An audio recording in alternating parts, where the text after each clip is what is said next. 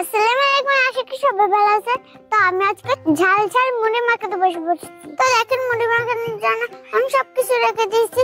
পেঁয়াজ, মরিচ, আদা, ধনিয়া পাতা, গাজর, লেবু, পেঁয়াজ, চানাচুর, সরিষার তেল, লবণ আর এবং মুড়ি।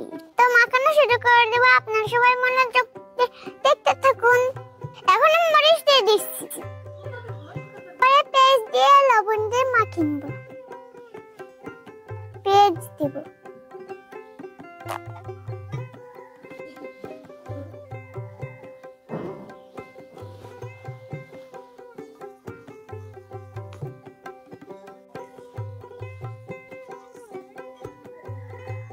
খাঁটি সরিষার তেল দিয়ে দেব,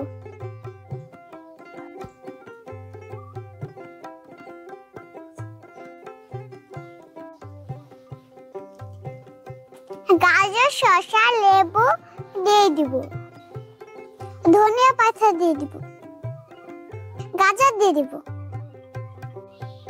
লেবু দিয়ে দিব, আদা দিয়ে দিব,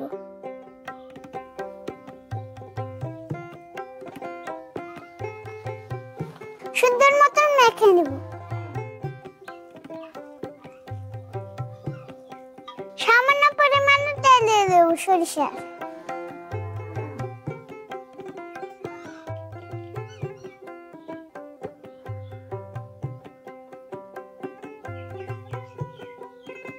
সুন্দর মতন মেখে নেব।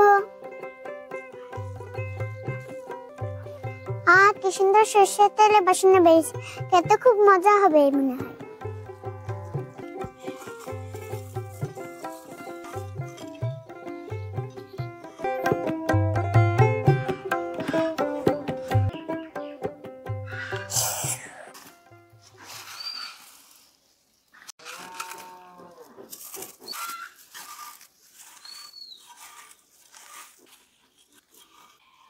আমার মুড়ি মাখানো শেষ, এবার আমি খেয়ে দেখবো কেমন মজা হয়েছে।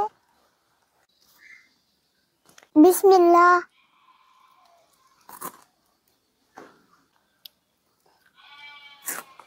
অনেক মজা হয়েছে মুড়ি।